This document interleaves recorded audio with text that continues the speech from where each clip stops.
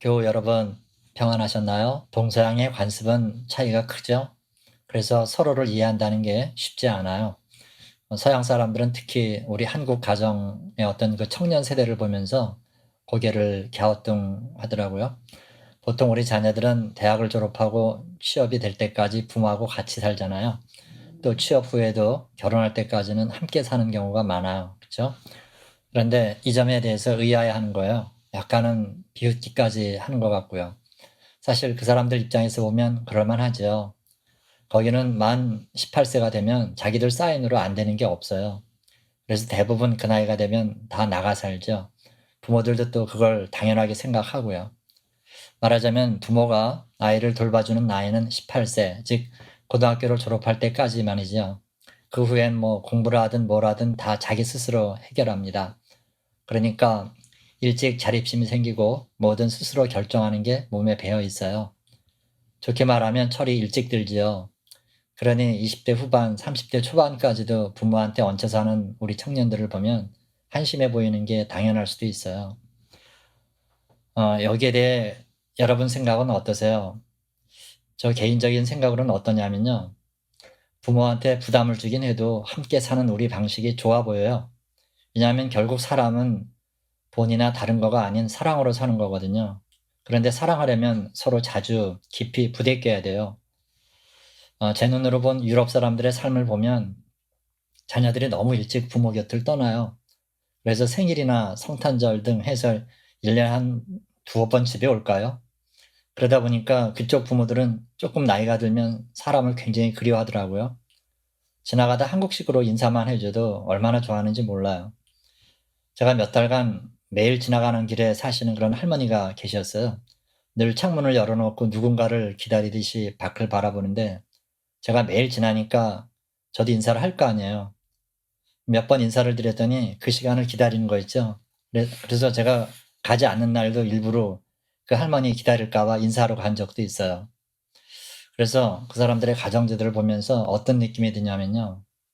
고독의 감옥에서 수십 년을 살게 하는 어떤 수용자들을 양산하는 것 같은 거예요. 일찍 철들어 독립적으로 사는 게 먼저가 아니잖아요.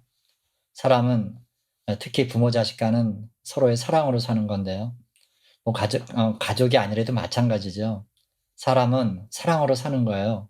왜냐하면 사랑은 그 시작이 하나님으로부터예요. 하나님이 사랑을 갖고 세상을 만드시고 사랑으로 사람을 만드시고 그 사랑으로 살게 하셨어요. 그래서 아무리 없어도 사랑만 있으면 다른 건 다 생기게 되어 있어요. 반대로 모든 게 다 있어도 사랑 없으면 나머지 없어지는 건 순식간이에요. 오늘 여기에 대한 말씀을 잠깐 드리겠습니다. 성경은 룻기 1장 15절에서 18절까지입니다. 읽어 드릴게요.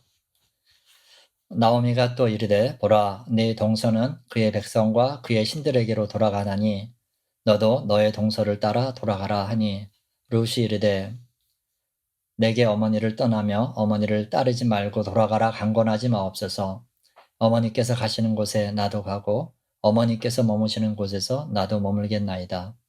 어머니의 백성이 나의 백성이 되고 어머니의 하나님이 나의 하나님이 되시리니 어머니께서 죽으시는 곳에서 나도 죽어 거기 묻힐 것이라. 만일 내가 죽는 일 외에 어머니를 떠나면 여호와께서 내게 벌을 내리시고 더 내리시기를 원하나이다 하는지라. 나오미가 룻이 자기와 함께하기로 굳게 결심함을 보고 그에게 말하기를 그치니라. 아멘. 며느리들을 친정으로 보내고 혼자 귀향길에 오른 나오미한테 동행이 생겼죠. 며느리 중 하나인 룻이 시어머니를 따라 나선 거예요. 앞으로 어떤 일이 닥칠지 알아듣게 설명했는데도 룻의 태도는 단호했어요. 어떤 상황에서든 시어머니와 함께 살 거고 심지어는 죽는 것도 시댁에서 죽겠다는 거예요. 이게 한 번쯤은 그냥 도리로서 말해볼 수는 있을 거예요. 하지만 이 일을 실행한다는 건 무리잖아요. 설명이 필요 없을 만큼 그야말로 생고생 운명인 거예요. 그러니 행동으로 옮길 건 생각도 못했던 건데 그런데 실제로 룻이 이 일을 결행한 거예요. 이렇게 해서 남편 없고 자식 없고 가진 거 없는 과부 두 사람이 한 가정을 이뤘습니다. 여러분 참 그렇죠? 아무리 인생이 선택의 연속이라고 그러지만 때로는 누가 봐도 이해 못할 선택이 있어요. 이게 말이죠. 이게 신락 같은 희망이라도 있다면 좋은 날을 기대하면서 버티겠죠. 그런데 지금 룻의 환경은 그게 아니잖아요. 동생들이 형수한테 장가가서 대를 잇게 해주는 오래된 관습이 있긴 하지만 그것도 여자만 둘 남은 가문엔 전혀 불가능한 일이에요. 그렇다고 뭐 그런 생애 질곡을 잊게 해줄 다른 좋은 것들이 있냐? 그러면 그것도 아니잖아요.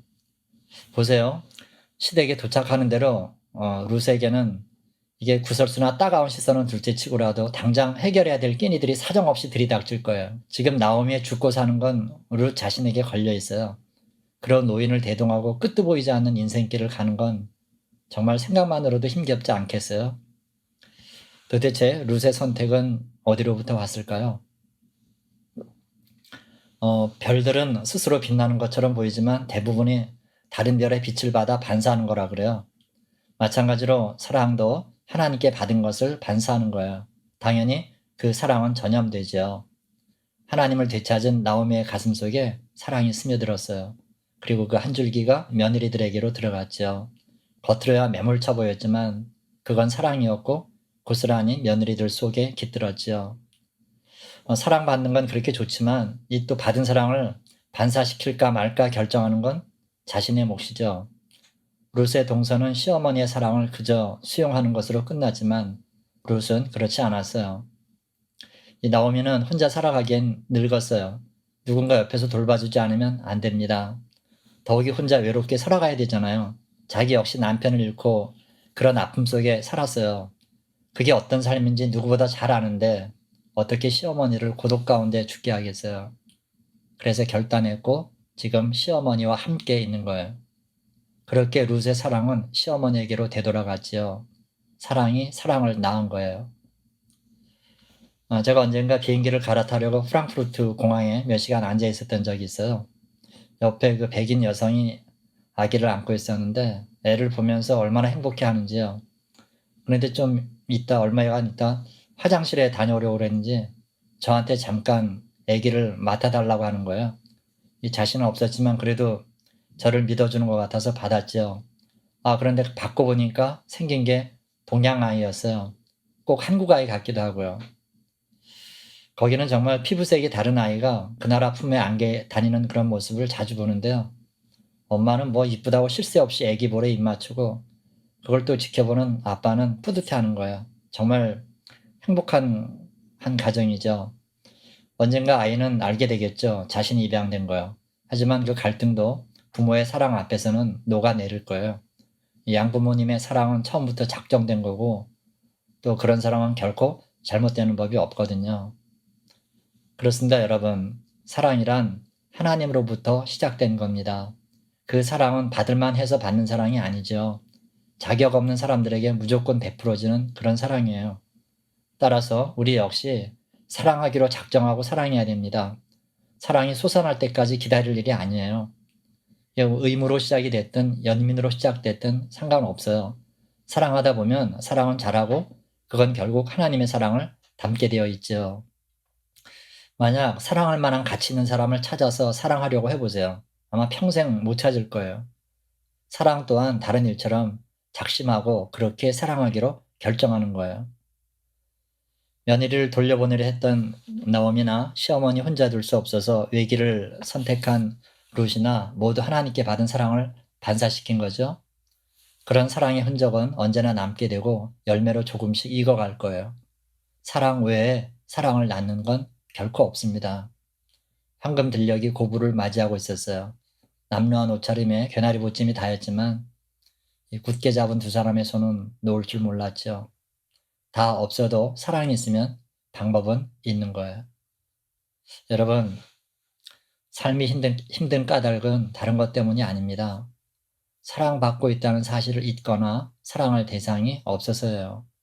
지금 나오미와 룻에겐 사랑을 주고받을 대상이 세상 천지에 서로 한 사람밖에 없어요.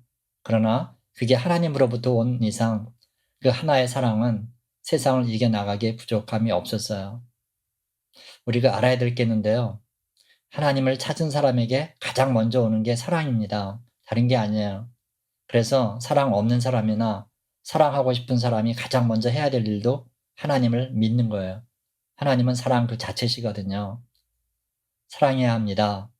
사랑은 또 사랑을 낳고 그 끝엔 반드시 뭔가가 생기기 때문이죠. 여러분, 오늘 우리 다시 한번 깊이 생각해 보십시다. 사랑할 대상이 누구인지, 어떻게 사랑해야 될지요. 사실 이 얘기는 너무 많이 하는 거라 이 사랑이라는 단어조차도 식상한 단어가 됐죠. 하지만 거기에 담긴 본질은 변하지 않았어요. 그걸 기억하셨으면 좋겠어요. 나오미와 룻에게 깃든 그 사랑의 마음이 저와 여러분께도 찾아오는 오늘이 되기를 바랍니다. 그래서 그 사랑 하나로 지금 이 어려운 때를 너끈히 이겨나갈 수 있는 하루하루가 되시기를 주님의 이름으로 축원합니다. 아멘. 기도하겠습니다. 하나님 아버지 감사합니다. 다 없어도 사랑만 있으면 모든 게 있는 것임을 알게 해주셨습니다. 오늘 말씀대로 하나님을 닮아 우리도 그렇게 사랑하게 도와주옵소서.